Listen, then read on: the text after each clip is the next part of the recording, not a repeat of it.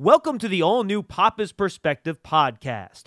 It's brought to you by Bob's Discount Furniture, the official furniture store and mattress partner of the New York Giants. Joined by the voice of the New York Football Giants, Bob Papa. I am John Schmelk. This is a limited-run, 10-week podcast. Every week, every Wednesday for the remainder of the season, before a Giants game, we are going to take a look back at some of Bob's most memorable calls against the opponent the Giants play that upcoming week. We'll talk about the game, some of the announcers involved in those games, and just the historical perspective that those calls provide and some of the players involved and anything else that might come up that could be a lot of fun. Of course, this podcast will be found on the Giants Huddle podcast feed, which is part of the Giants Podcast Network, which can be found at giants.com/podcast on the Giants mobile app and, of course, on all your favorite podcast platforms. Now we're joined by the voice of the Giants. He is the one and only Bob Papa. Bob, I can't wait to take this trip down memory lane with you. Yeah, John, looking forward to it. And first up is the Kansas City Chiefs. And despite the fact that the Chiefs are an AFC team that the Giants play once every 4 years, they certainly have had some intriguing and memorable matchups over the course of time. And obviously, you know, one of them is a historical one in the fact that that was the first game that the Giants played after the 9/11 attacks in 2001, going to Arrowhead where the Giants will be playing this week. And, that was a very surreal experience on a lot of different levels. Yeah, it was about a lot more than just football. Here are two of the big plays in that game. We have a Shawn Williams interception, which set up a Ron Dayne touchdown run, Bob, which gave the Giants a 10-0 lead. They would not surrender. Green back to the 10, looks to the back of the end zone, intercepted by Shawn Williams, and he'll go to a knee. Big interception by Shawn Williams in the back of the end zone as they were keying on the tight end Dunn, and the Giants turn it right back over. Two tight ends to the right. Giants in their road white. Offset eye left. Camella in motion to the right. Collins gives for Dayne, running right. Parker with a lead block. Dayne to the goal line, dives ahead. Touchdown! That's Dayne. That's Ron Dayne that we drafted #1 last year. He's much more comfortable this year. And Bob, we'll get to the other stuff first, but the football part of this, the Giants were coming off of a Super Bowl appearance the year before. This was a game in September that was important for them to win, and it was a really nice victory earlier in the year for Big Blue. Yeah, and, that Shawn Williams interception was big because when you think about what had happened on the previous possession, Kerry Collins had thrown an interception. So, the team a little deflated at that point, and they needed the defense to make a big play. And, here you are, you're sitting there in the football game, and you're thinking to yourself, okay, going on the road, trying to win in Kansas City.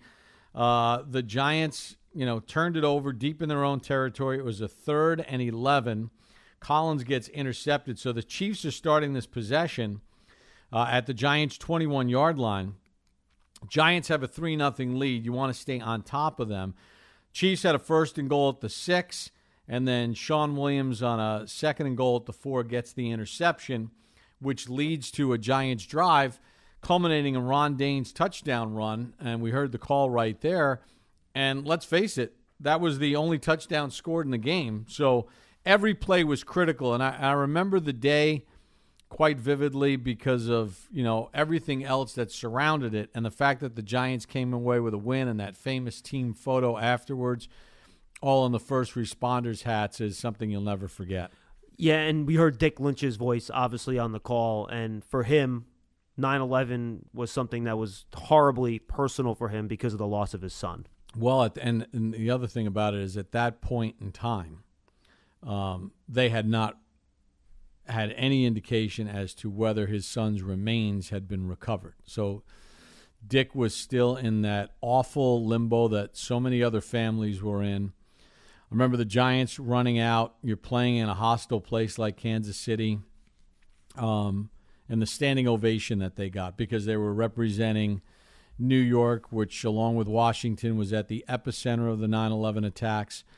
And it was really America coming together. And I'll never forget during the national anthem and during the moment of silence, Dick Lynch, as tough as nails as a player that there ever was, pound for pound, one of the toughest guys, and just a hardened, tough New Yorker, with his unlit cigar and his swashbuckling style and never backing down from a fight. And Dick Lynch sobbing next to me during the national anthem. and the pain that he was feeling, and the fact that he even went on the trip to broadcast the game. And I remember gathering at Newark Airport, leaving for the trip, and I kept wondering to myself the entire way as we flew there with the team, how's he doing this? How does he have the courage? How does he have the strength to get on this plane, to go to Kansas City, to do this game, knowing that, your son is somewhere in that uncovered rubble at the time of this horrible, horrible thing that's happened to us as a country. And maybe, during the course of that game, it gave Dick a little bit of a respite from the pain that he was feeling.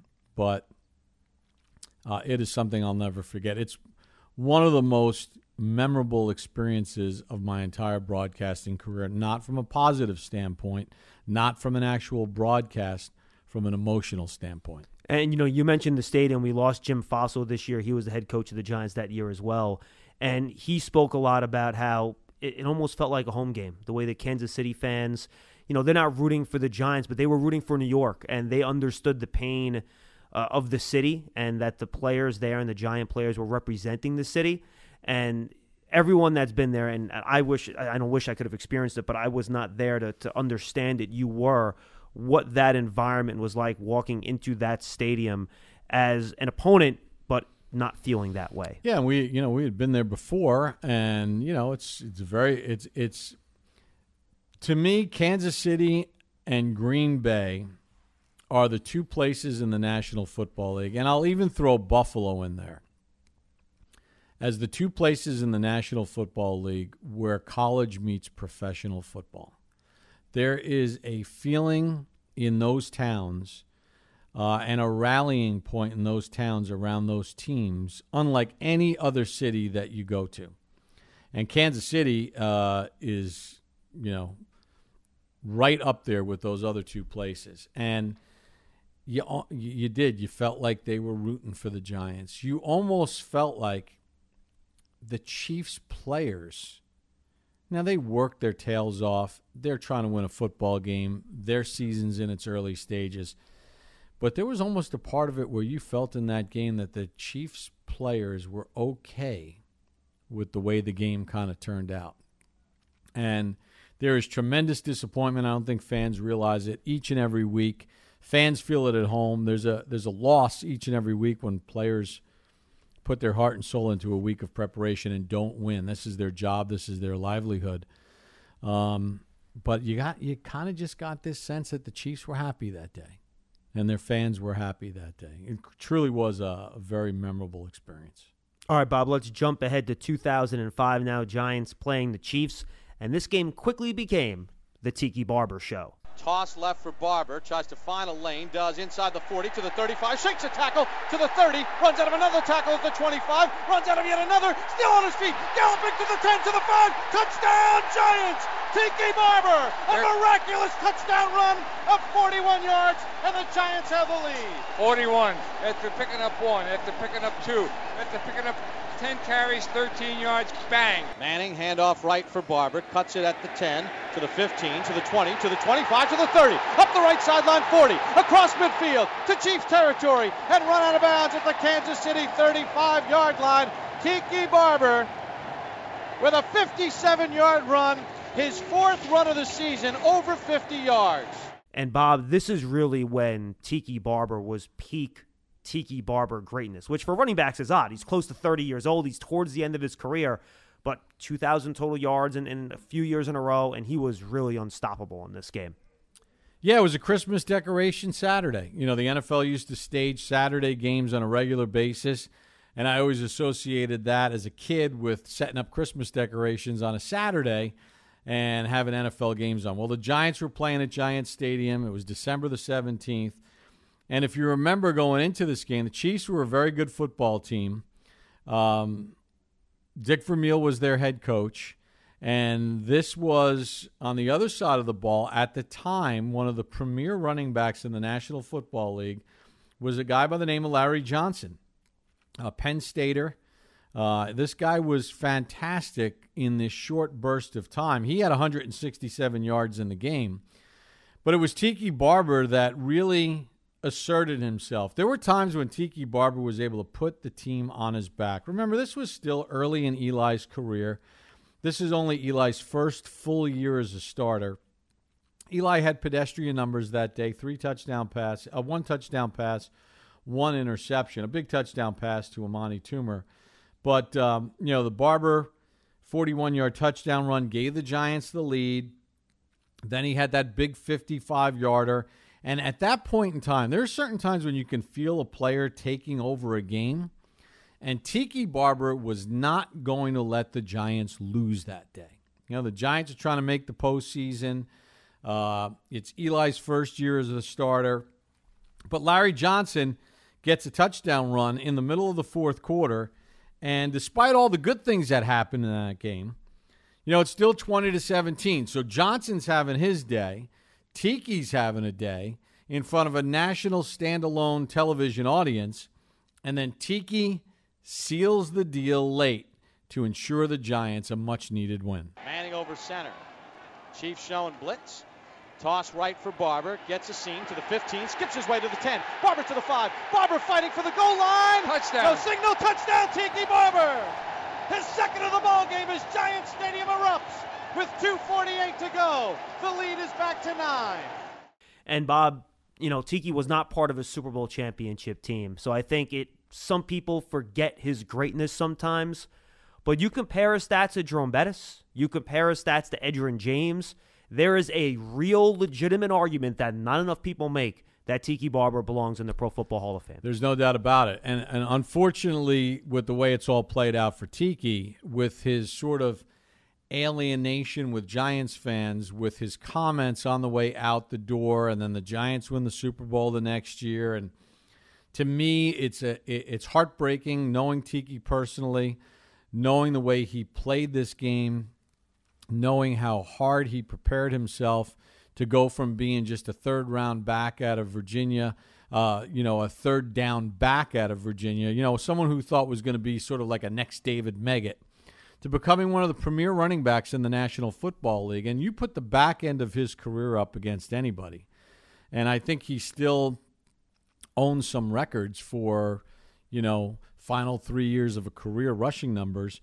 And there's no doubt he's a Hall of Famer. The problem is that he doesn't have a rallying point right now because of this alienation with Giants fans and even some of the media and all that other stuff. But I don't think fans truly recognize how great he was, and he was the fulcrum of that offense. And remember, he had fumbling issues. He had all these other problems, and it was with Gerald Ingram coming in as the running backs coach, led by head coach Tom Coughlin, where Tiki Barber's best ball happened then. And what he did that day at the old Giant Stadium is something that none of us will ever forget. All right, Bob, let's jump now to our final game. Go to 2009. Why don't you set the stage for us, Giants and Chiefs in Arrowhead? Yeah, again, here you go. It's a game in Arrowhead, and anytime you go to Arrowhead, you're thinking to yourself, man, we got to play our best ball to win. It's one of the hardest places in the NFL to win. And this was a game a lot different than the Tiki game, where Tiki kind of put the Giants on his back. This was a game where, the Giants needed Eli Manning. And now at this point, Eli's a Super Bowl champion. He's got that confidence. Brandon Jacobs ran for 92 yards in the game. But Eli had one of those just Eli clutch performance games, 292 yards, 3 touchdowns, 20 of 34 in the ball game. And, Steve Smith, everyone forgets about how good Steve Smith was. I remember that game because, Nix was dealing with injuries. That was one of the things that, kind of hampered him. That was his rookie year. Yeah, and Steve Smith, this was a guy that made the key play in Super Bowl 42 just a couple of years earlier. He had 11 catches that day for 134 yards on 16 targets. He was awesome. Manningham made his usual big plays. I think we got the call of that. Let's listen in to Mario Manningham doing what he does, make big plays. Team Nix goes right, Manningham slot right. Goss flexed out wide left, matched up by John McGraw. Smith is in a slot left. Manning out of the shotgun set. Jacobs to the left in protection. Manning takes the snap, back to throw, throws one right. He's got a receiver, bobbled by Manningham, then catches it off the tip and gets knocked out of bounds inside the 20 at the Kansas City 16. With that said and done, look, the Giants have a little party going. Steve Smith had the early touchdown catch, and that was very important because Steve Smith had that 3-yard touchdown catch. You got to get on the Chiefs early, and they did. They got a 7-0 lead out of the gate, led 7-3 after one, put up a 10 spot in the second quarter. Steve Smith, another touchdown catch. Lawrence Tynes, he kicks a field goal for the Giants.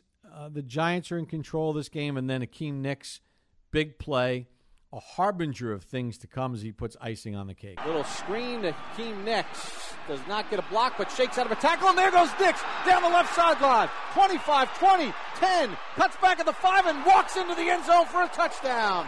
54 yards to Akeem Nicks on a wide receiver screen.